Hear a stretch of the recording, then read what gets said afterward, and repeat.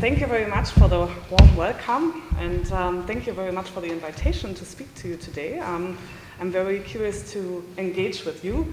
As you can tell from the name of the foundation I work for, the German Africa Foundation, I'm going to talk a lot about Germany's Africa policy. And just so that you also understand where we're coming from, I would like to also tell you what the German Africa Foundation actually does. And we are a non-partisan political foundation that is institutionally funded by the Foreign Office, but is still kind of independent and allowed to constructively criticize the Foreign Office on its policy. We are also a membership association, and in our board we have members of parliament, usually. Now we just had elections, so our board will be changing, but we usually have members of parliament from all different political parties apart from the right-wing AfD. And we have two main mandates. One is to bring Africa policy-related issues into German parliament so that MPs and other political decision makers can make informed decisions on Germany's Africa policy. And the other one is to portray a differentiated image of Africa, both in politics and the public sphere, the latter being a really daunting task because, as you may be aware, the image that is being created, especially in German media, but even in schools already, is extremely negative, focusing on wars, catastrophes, crises, and not at all showing the different developments in different African countries. So that's what we're trying to work against. And how do we do that?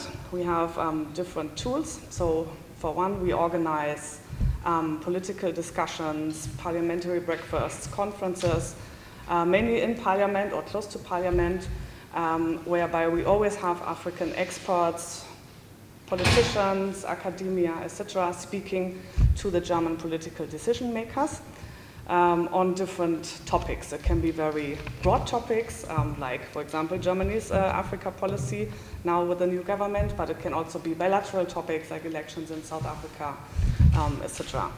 And we have one big event that we have every year. Since 1993, we have been awarding the German Africa Award to outstanding personalities from the African continent who have made extraordinary contributions to different societal fields, be it democracy or human rights, be it economic development, environmental policy, research, so culture, just across the spectrum. And this award is always being handed out by a high-ranking political personality, like, for example, Chancellor Merkel back in 2019 handed over the award to a Kenyan IT pioneer and social entrepreneur, Juliana Rotich. In 2022, Chancellor Scholz gave the award to the two researchers from South Africa and Botswana who discovered the Omicron variant and actually used that stage for an apology for Germany's reaction back in the day when the Omicron variant was discovered and borders were closed. So just to give you an idea of how different this can be. And apart from events, we also have publications. We have a weekly press review that we always publish on Friday in German and English to cover different political developments on the continent of the week, and also one FYI topic, which is a little bit easier than politics, culture, sports, something. And we do so in order to show developments that are not being seen here in the media, but also to show how you can report about Africa as a contrast to how it is often being reported about.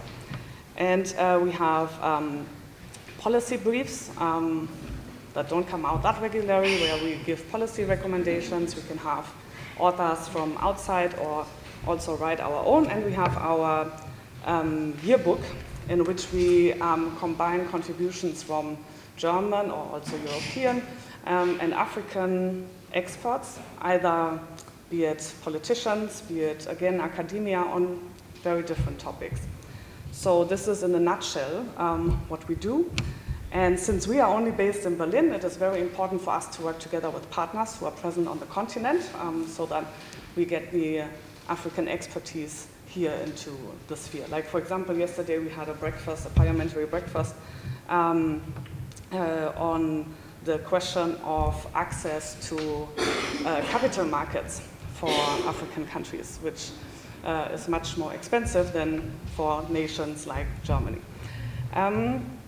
Yeah, and against this backdrop, for us, of course, it was very important now that we've had elections and the government has changed to see where will Germany now go with its Africa policy.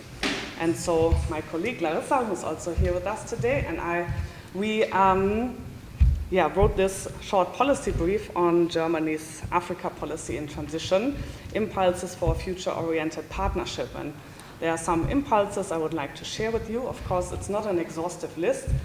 It's not even an exhaustive list of what we wrote, but even what we wrote is not an exhaustive list of all the things you could do.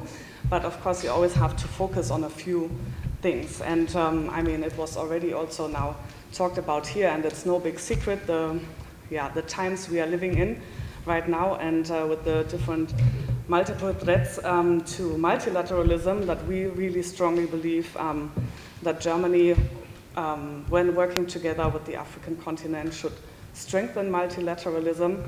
That means especially continuing to advocate for structural reforms, be it in the UN or be it in the financial architecture. And I mean, Germany has supported Africa's bid for 2 permanent seats in the UN Security Council, but it's also all very slow. All those reforms feel like they are going very slow, so it really needs to be sped up. When it comes to the financial architecture, I was just talking about the access to capital markets.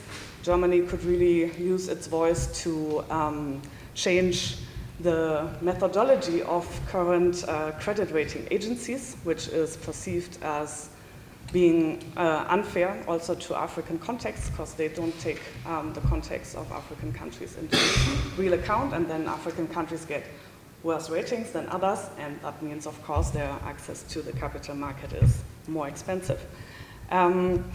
Also, we believe that it's fundamental for Germany to support the initiatives of the African Union, like the newly announced African financial stability mechanism, and here especially to not let the budget cuts that we are foreseeing for official development assistance affect the contributions to the African Development Fund of the African Development Bank. There's a new pledge round going on, which will end in November, and hopefully Germany will not cut its contribution too much. Of course, we are facing the threat of the US not pledging at all, which will be a very big loss to the African Development Fund. So it's very important that Germany continues its support of this. And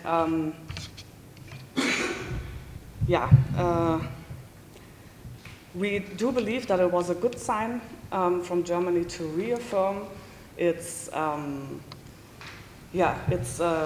commitment in development policy, though of course we are expecting the cuts, some cuts, but at least we did have this very tough conversation here about the integration of the development ministry into the foreign ministry, and it did not take place, and we do believe that that was at least a sign to stay a reliable partner, because even if nothing would have changed, it would have sent a sign to the outside world that now we are getting rid of the development ministry, which of course is a special case in the German political landscape, but still. So we do believe that that was a good sign. However, since there are the budget cuts looming, it definitely means that there should be a real and honest process of self-reflection and self-assessment of what has worked and what has not been working, and how development cooperation can be made more efficient with the less budget that is being available. And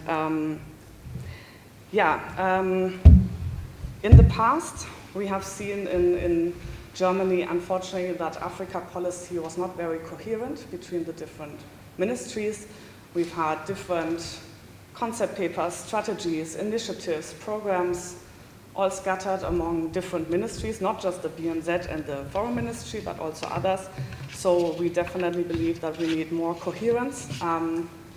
There was a good step at the end of the last legislative period, which is the redone Africa policy guidelines by the German government. They were published in February this year, just shortly before the elections, unfortunately. We do believe, though, that they give a good basis on which also this government can build, because it was a consultative process between the different ministries to bring together what needs to be Germany's Africa policy. And also, for the first time, it actually expressed Germany's Africa policy in terms of interests. And I believe that is very essential, because that is also where it becomes very easy with double standards if you're not honest and transparent about your interests. And so, of course, we have interests also towards the African continent, and it's good that finally there's a will to actually communicate these. However, what we definitely don't believe should happen is something like a new Africa strategy. If you look at the coalition agreement, there's a new Africa strategy being teased with regard to business and economic affairs. We believe, and that's also something that many of our African interlocutors tell us, there are enough strategies. What it needs is concrete plans for action. So if we lose another 2 to 3 years now in this legislative period for a new Africa strategy, then we won't act. And the solutions are there. There are so many suggestions, especially when it comes to business and trade and investments by African partners, by the economic associations here. There are so many ideas already on the table, so it's just about, so what do we do now? And this is what we would like to see. Also, it's very questionable anyway to have an Africa strategy as Germany, because Germany is just one small country in this case.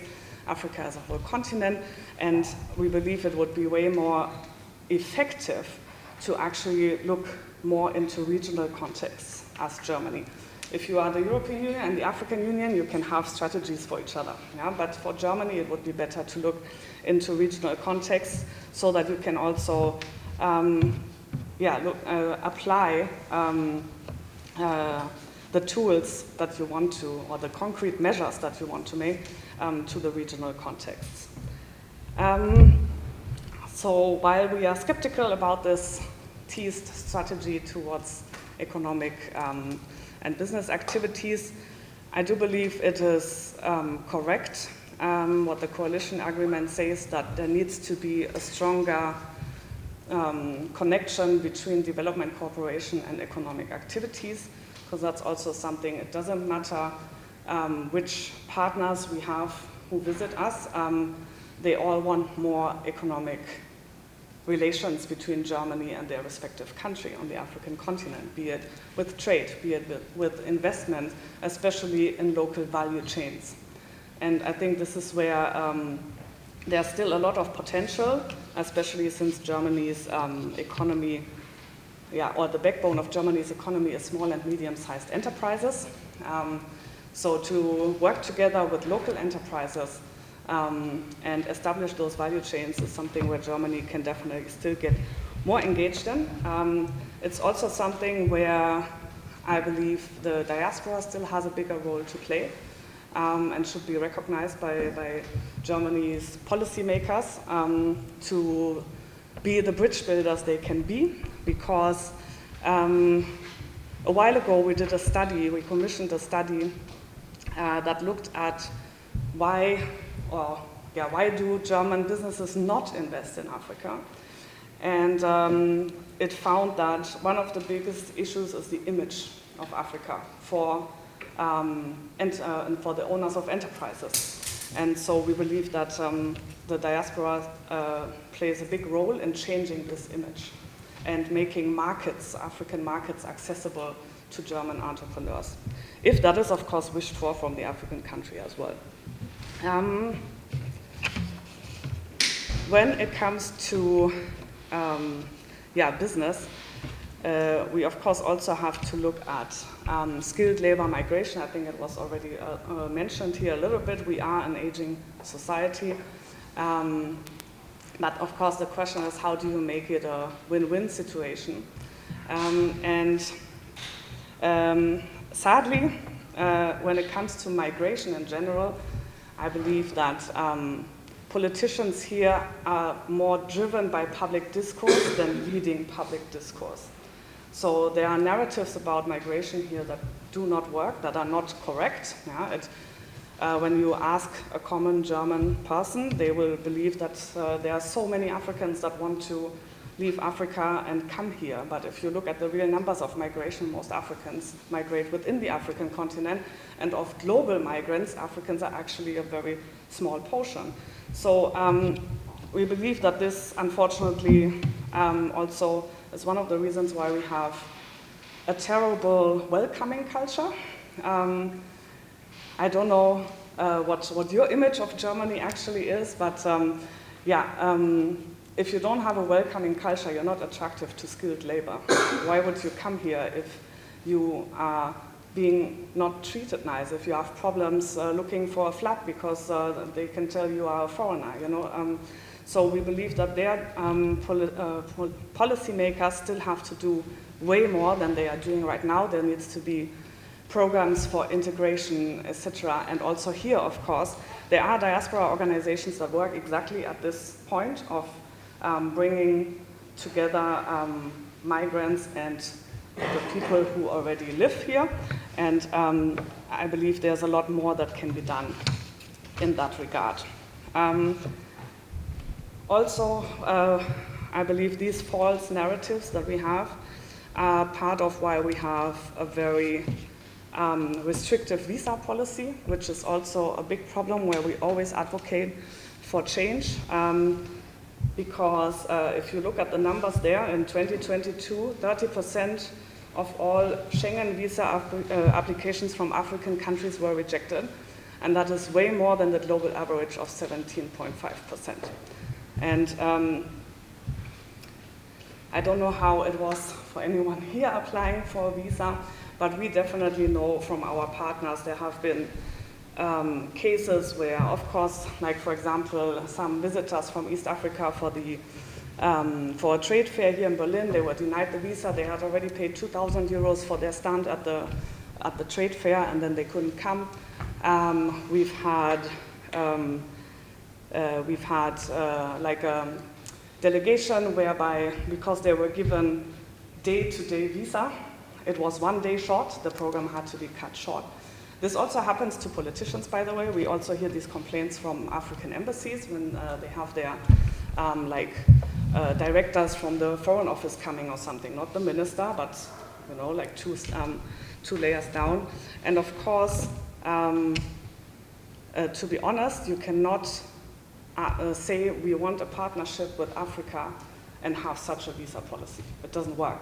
You're destroying everything you're saying. It's just lip service, and it's not a partnership.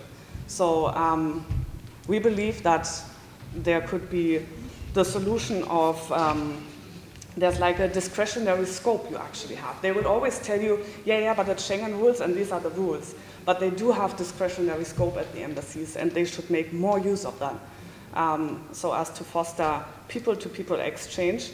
That's in the short run, and in the medium to long run, the Schengen rules should be reformed, and Germany should take a leading role in doing so. Also we believe that the access for like students and researchers needs to be broadened. We need to have more exchange in both ways, yeah? Not just from African countries to Germany, also German students and researchers to African countries. We believe that there can be way more that can be done, but unfortunately in recent years you feel that there are too many programs like from the DAAD, for example, or the Alexander von Humboldt Foundation, that actually get budget cuts and can't happen anymore. So that is the wrong way. There needs to be a change in that as well. And since I heard that some of you are students, I don't know if that is relevant to you, that's why I'm mentioning it, but there's actually the International Parliamentary Scholarship Program, whereby you can have a stay at an MP's office. For African countries, we currently have South Africa, Namibia, Kenya, Tanzania, Senegal, and Uganda. I believe that are open to this program, so we are also advocating for opening up this program to more African countries. And for other regions, the program is also longer. So for African countries right now, apart from South Africa and Namibia, it's only 4 weeks, while for other regions there are also 3 to 6 month stays. So I believe there could be done more, but maybe also it's interesting for some of you already now. And yeah, maybe you can already tell what we believe it all comes down to is changing this image of Africa that we have here in Germany. If you look into German media, it is still even way more negative than Francophone or Anglophone media. We do have public television stations too, where also policymakers have a little bit of say, so we would like to see that they make use of this say and actually introduce a program like Inside Africa, or what you can find on CNN, BBC, whereby it shows economic opportunities, innovation, what is happening on the continent. We don't have anything like that in Germany, and this is very much needed, we believe. We also believe that we need to do more already at school level. There are like school partnerships, but just like twin city partnerships often between Germany and an African country, many times it's also not an equal partnership. It's many times about, oh, the German school is sending some stuff to Africa, yeah, and we're helping, yeah, but it's, they should just be more like it is in between Europe, with real exchange, writing emails to each other, visiting each other. And especially when we look at, for example, the context of Namibia, where we also still have a lot of reconciliation work to do, we can actually look at the German-French reconciliation after the Second World War. School exchanges were a big part of it, and I believe that could be something also innovative for the German-Namibian reconciliation process. But of course, it also means teaching more about Africa in German schools. Yeah, it's not, our own colonial history is not a big part of the German school system. You really have to be lucky to have a teacher who is interested in it to actually learn something about it. Otherwise, it's not like obligation in the curriculum right now, and that should definitely change. However, also that, I believe, always looking at the past, learning from it, and looking into the future as well, so that we actually understand that, for example, in Kenya, the internet and digitalization process is way ahead than in Germany. That is something you would not learn. This is something you should learn. So, yeah, these are some of our ideas of what should change in Germany's Africa policy going forward. And yeah, I would be very glad to discuss those with you, and maybe you also have more ideas that we can then push forward to the policymakers here in Berlin. Thank you.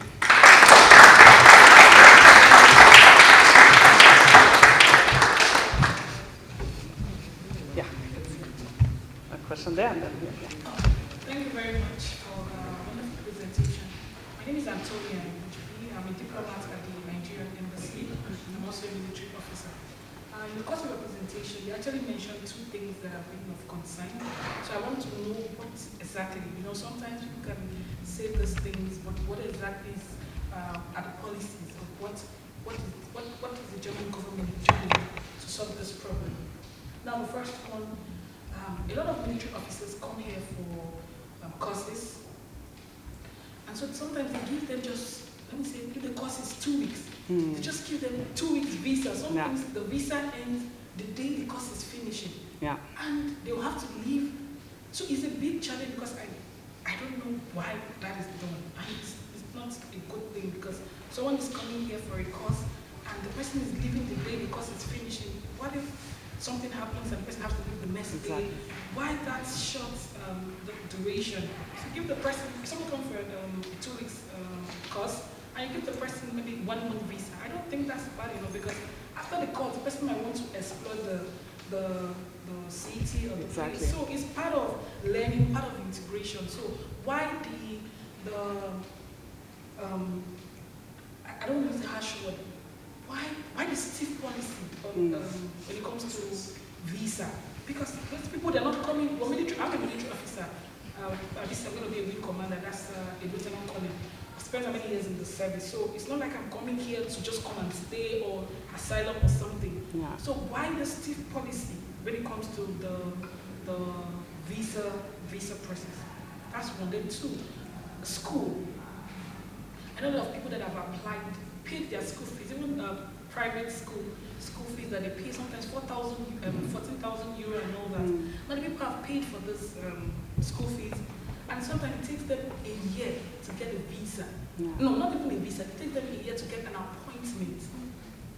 And I noticed that in some other countries, it's not like that. Yeah. Within 1 month, and not sometimes 2 weeks, they get an appointment. I give an example. My younger brother, he's a lawyer, but I'm the one paying his fees, and I've shown them that I can pay and everything. But he applied in last year, October, and we're going to another. We're moving to another. No, what was September? Going to 1 year now, just to get an appointment. He's in Nigeria presently. Just get an appointment for the visa. Up to now, he still has not gotten. And I begin to wonder why. I had to make my research, and I found out that some other countries is not really like that.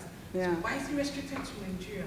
And if he's, I know some African countries, yes, but not all. So what is really happening? What are the policies? What is the government doing to curb this? Because if you want integration, German African integration, all these things need to be removed. Absolutely. So I really want to move. Thank you. Yeah. No, I couldn't agree more with you, to be honest. Yeah? And this is exactly the problems I was referring to. I guess the reasons there are multiple reasons. Yeah? I mean, one is, of course, as I already said, it's also about the wrong perception, and of course the wrong perception is also in the minds of some of the people working at those embassies. I do have to admit, there's also a problem of staff capacity. I do know that some of those embassies are completely understaffed, and given the number of applications in Nigeria, I guess they would definitely need more people to be employed there anyway, to make it happen, to make those appointments happen. I do know that the Foreign Office is aware, and there are some people also within the Foreign Office who would like to change this.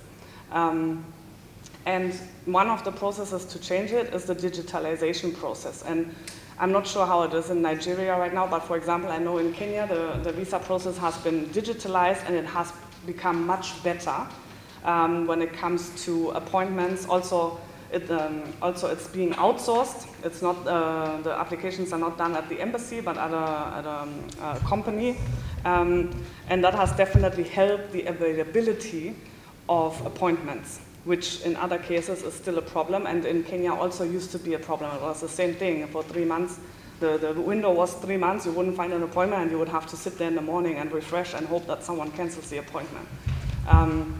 So I think one is also the question of capacity, to be fair. I don't just want to blame them, I do have to give them a little bit of, it's not all their fault, but some. When it comes to long-term visas, now you also have the problem, it's not just the Foreign Office that is involved, but you have the Ministry of Interior involved, you have the Ausländerbehörde involved, the Foreigners Office involved, and that's where also the problem comes in, why it takes so long sometimes, because they are also working really slow. Sometimes you even have miscommunication.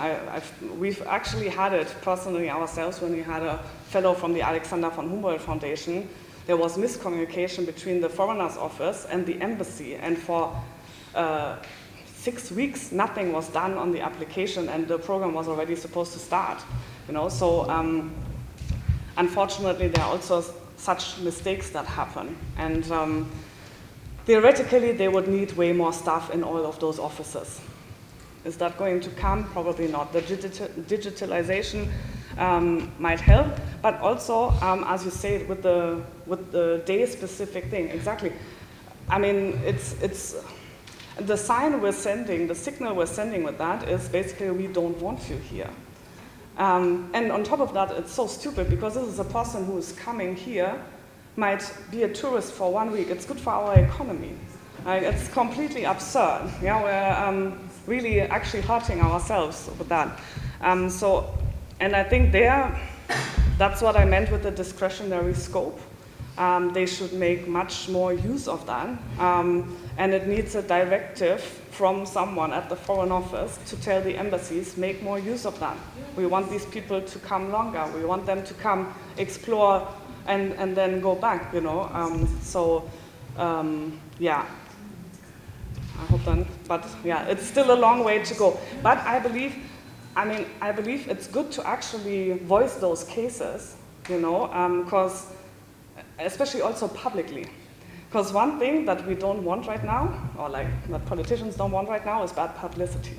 Because of the whole geopolitical competition, So make yourselves heard and put it on social media, tag the embassies, tag the Foreign Office, and say, hey, you need to be very vocal about it so that they hear this more and more and more and know they have to do something.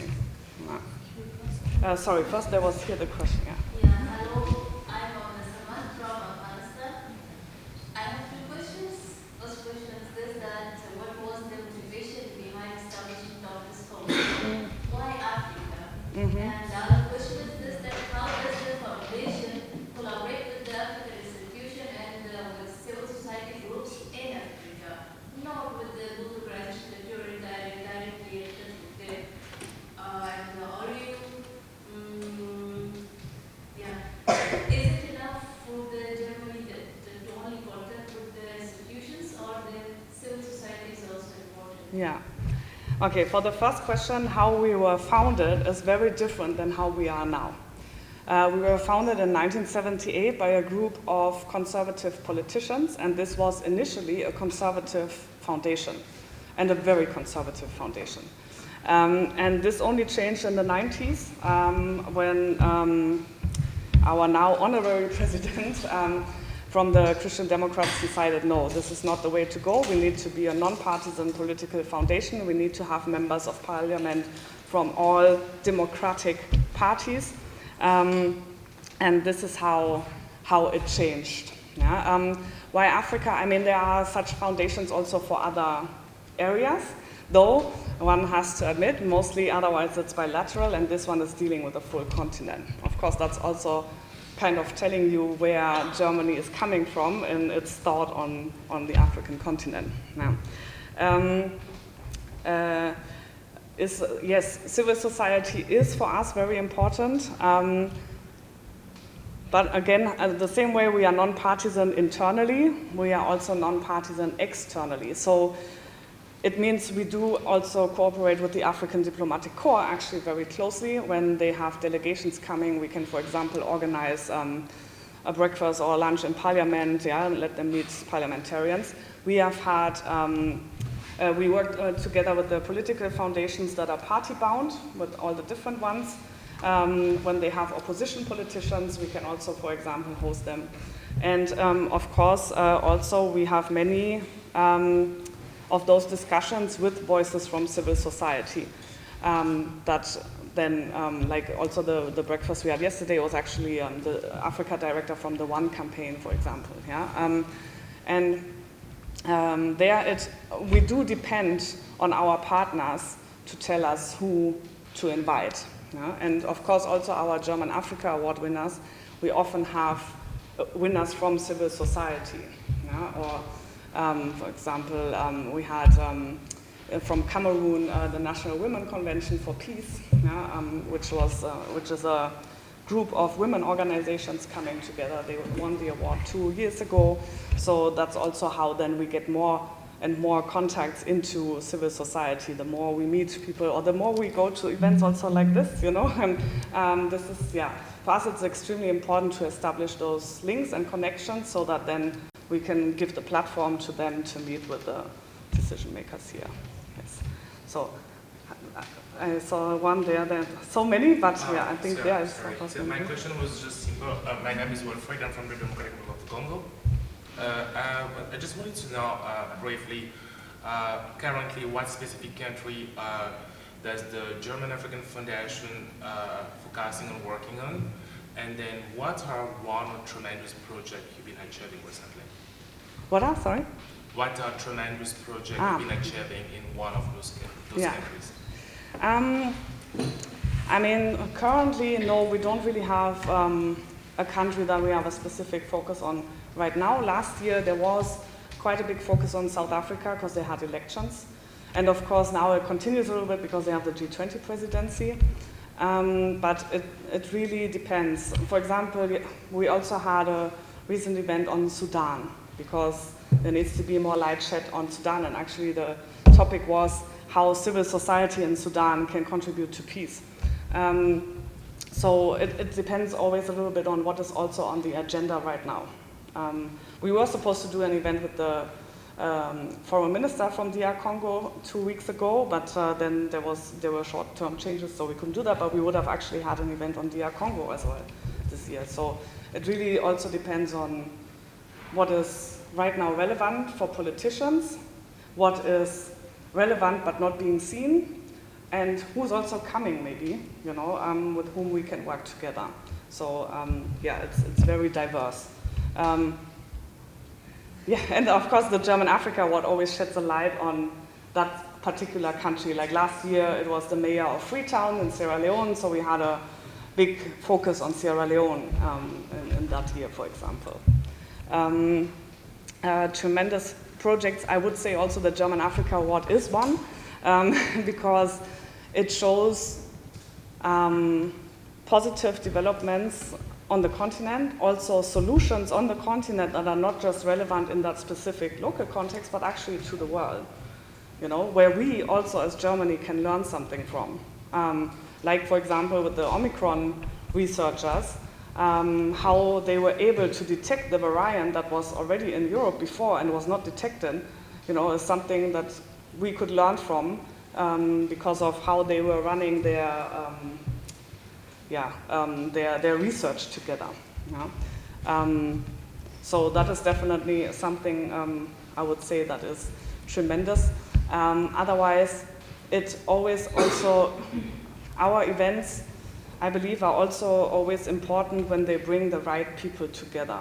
You know, like a few years back, when actually Sudan was not yet at war, but had just toppled Omar al-Bashir's government, we brought together Sudanese representatives with German parliamentarians, the BMZ, the Foreign Office, and they were actually discussing on how to start development cooperation again. Of course, that is now null and void, but at the time, that was a big step. You know? So I think whenever we bring the right people together who can then move forward with policies, that is when we are happy and when it works. Yeah. So now here. Just a small contribution. I want to latch on your idea that Germans don't know much about Africa, so it would be great when the media begins to run programs. For example, you mentioned is it focused in Africa or something like that. I have met a lot of Europeans and North Americans, and when you ask them where is this country, they will tell you that they don't know, or they will mention differently. Some think Africa is a country. Yeah. I think that one of the first things to do, rather than educational curriculum, you introduce courses on geography. I went to secondary school. From elementary school, we learn about the map of the world.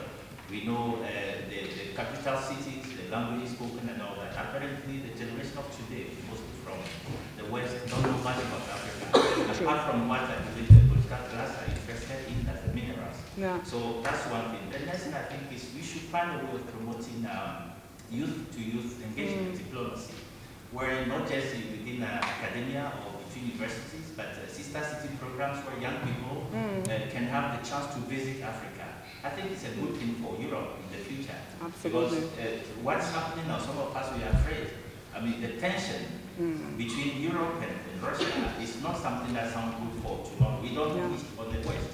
But USA is far away from Europe, separated by oceans. And I think the first speaker mentioned that geopolitically, Europe and Africa are connected. So to be the greatest interest of EU, the European Union, to focus on developing or promoting or enhancing that relationship in all spheres of life.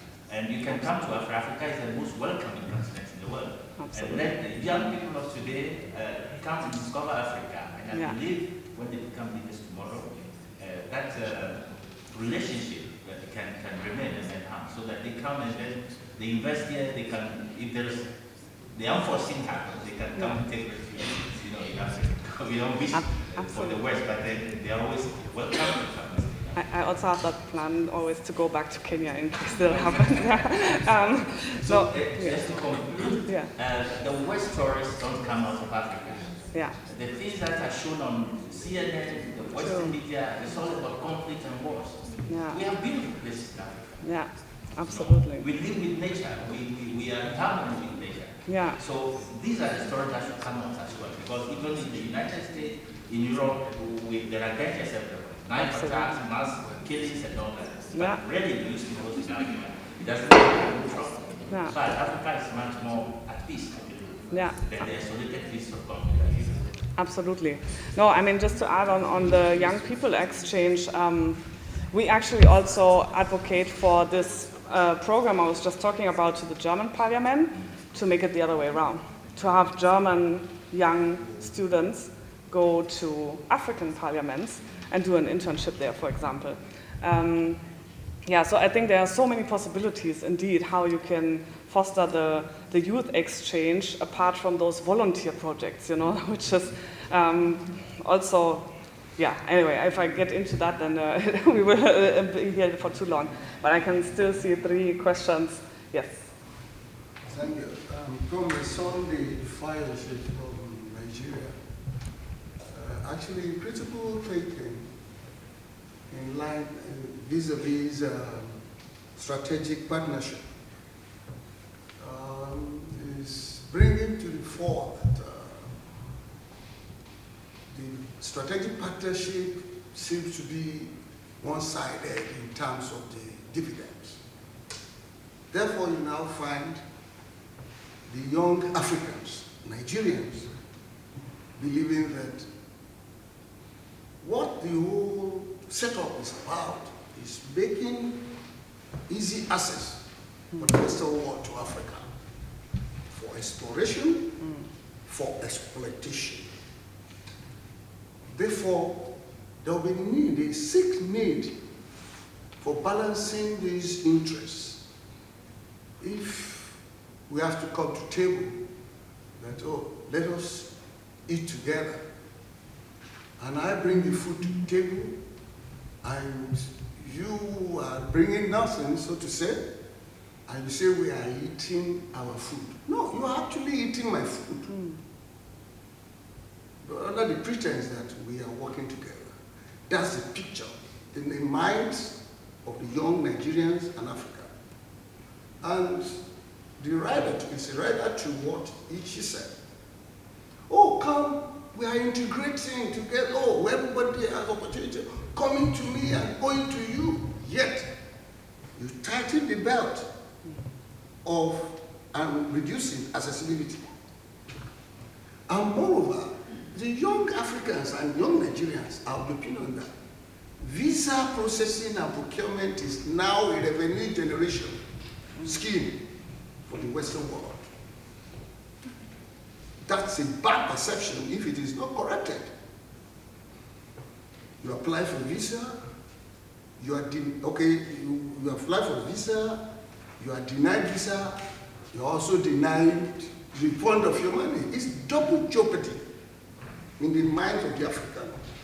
That if you don't give me visa, return my money. Yeah, good point. Yeah. I come to cafe for coffee, paid for coffee. You don't give me coffee, but you retain my money. Yeah. You know, we have a lot of critical thinkers now. Yeah. And the opportunity of globalization in terms of access to infotech is really making it us the whole world a global village where at a second I can get access to your information. They are now comparing notes, hard-hand currency, paid without service. We don't want to use the word fraud, but that it seems like something like that. And we are saying this because you mentioned the fact that it's possible when you cross-match ideas, you cross-fertilize ideas, it can change the narrative. Yeah. There will be shift in policy, because it's a thing for you to say something, rhetorics. Yeah. It's another thing to do things on the ground. We are both looking on the ground, over the ground. When you throw out any issue or information or message, analytically, people will tell you, could read, though not telepathic, but could also infer what is your inner mind. And that is the situation now. Intellectual disposition does not reside in a particular clan. It's pervasive and it's also universal. So, the Africans are of the opinion that whatever they bring out is for exploitation, exploration for exploitation. So I think you need to also change that kind of narrative so that the perspective will be that, oh, we are mutual, whatever you're doing is for mutual benefit. Yeah. I think there's need for that. Absolutely. So that we can now think, oh, when you see the Western guy come, it's not coming with the mind of, for my country alone. We are listening to what is happening in the world when this come and say, we are blocking you. Other people also will tighten their button. So because reciprocity is the in thing now in the global world. I don't want to start analyzing that or giving examples, but the examples are there for us to see that people use, including visa, for revenue generation, because you pay for visa, took my money, no visa, no product, no service. So it takes much about the mindset of such countries that do that. Then one other development. In 2009, I was invited by the Federal Ministry of Economic Planning and Development and Westphalian government for a program on development policy, International Conference on Development Policy at the Bonn Conference Center. I just finished some local training for all the local governments in Lagos State and the pension board. That was 2009. So I wanted to have a rest, to at least to enjoy the dividend of the training, you understand? Then the invitation came. And I had another program the following week. So when we got there, the visa lady was taking almost 35 minutes of my time. At the point I paused, lady, why this long time with me? Take your decision. She's made a statement that lightened my mind. Oh, she was enjoying my discussion just because I introduced myself as a human capital development and value chain management consultant. And she said she really wanted to know whether the subject matter I'm talking about, I really know it. So she was taking that within 5 minutes, she would dispense people, but me, 35 minutes. Then she now asked, how long are you going to stay in Germany? I said, 1, 2, 3 days. He said, what? Because I don't really have that time. So I'll come back. And for what I'm saying is, some of us are very busy and serious, consultants who seek to, if you venture to teach, you must venture to learn. So that whatever you learn from different clients will assist your skill for delivery of knowledge to help people. So not everybody is an illegal immigrant. I'm 68 years old now. In 2 years I'll be 70 years old. And all I've done in my life is seeking knowledge and imparting knowledge. But you have now turned into the fact that it's only a rich man that can now come to Europe. When you say you must prove your source of revenue. And a lot of people who have big money, they can come anywhere. But those genuine youth who really wanted to get to a level where they can compare what they're doing through skill acquisition, knowledge acquisition for disposition towards development. They are seen as an average visa officer that, illegal immigrant. So it's like, you should devise other means to really know genuine travelers. But shouldn't be on financial capacity. Shouldn't be. So thank you very much. I just want to let you know that there are certain things that are already smearing the Western nation, collecting visa fee, no visa, no refund. Thank you very much. Thank you. We will definitely take that up too. I have not yet thought about that. I can see there's I have a question related to knowledge. Yes. Maybe it's Yeah. to talk? Okay. So I'm Rand. I'm born and raised in Beirut, Lebanon, and I'm one of the research coordinators at the Max Planck Institute for the History of Science in Berlin. And the Max Planck Society launched the Africa Initiative in 2021. And I'm reading from their website. The aim of this initiative is to counteract an African brain drain and strengthen local research institutions. The Max Planck Society wants to contribute to better exploiting scientific potential on both sides and to opening up new perspectives for African young scientists through cooperation on equal footing. So I think my question is one. So first, because the Max Planck Society is funded by German public money, there is a limitation on where the money goes. So I don't work in the STEM science, I work in the humanities, but I know like if the Max Planck Society wants to, for example, help a university that works on STEM science in Africa, they cannot like take this money from the Africa initiatives and help them buy a machine so they can make STEM science. So most of the money that is coming from the German government to us has to be spent in Germany. So this is one limitation that we need to get like students or researchers from Africa to come here, and usually they come here for like 3 months or 6 months, and that's not enough time to create a safe environment, like trust and exchange. And then the other question is intellectual property of research ideas. So in a cooperation agreement, usually both parties have to have equal benefit, but if most of the African researchers are coming to the Max Planck and they're creating, like coming up with research results at the Max Planck, this is automatically like the ownership and copyright of Germany or the Max Planck. So I think my question is, how can we ensure that African researchers and institutions, because I mean this, usually a cooperation is both, can benefit equally, especially in terms of data access and ownership of knowledge? Yeah. I know it's a big question, but I thought I'll put it out there because I mean, bureaucracy is a big issue.